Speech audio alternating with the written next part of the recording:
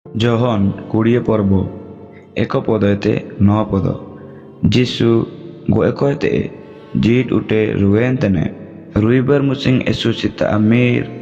mir no orege Magdalene Mariam Jishu ko tupale I hueng ta ese no onyana ondo oe neletana tupa hueng ese len dirido duerete pati atma kana ente ae nirkete Simon Patras ondo Jisu dulaliten itaane I cilata are kajiet kinge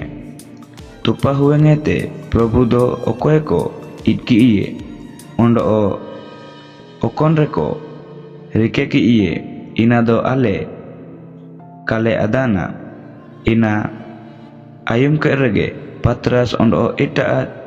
cila tupa hueng paateking ol senoyana aking baro jaket miseteking nirkida mendo ita cilado Patras nirbage ki ite tupa hueng ta ae nirbita ayar kida mendo ae hueng biter tedo kae boloyana sama unggudiante hueng biter pe koyo oke redo inta are mola patu biurlen lije eko sumet bage era kana nelkida tayomte ae canapte Simon Patraso nirbita kida ondo hueng biter boloyante neletana sama lebe sutem lije ekoge inta are minaa ondo Jisu bo ore patulen mola lije inta are minaa mendo en lije ita asutem lije ekolo mitte ere ka taikete bugilika latumekente tangante emakan taikena ayarte tupa hueng ta ae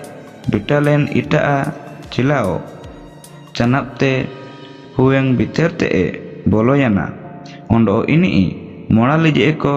sobena ae nelkeda ondo Jisu jit ute hure kene mente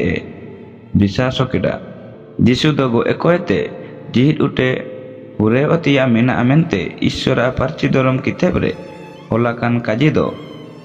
en imite jong jaket aking kaking sumjawlena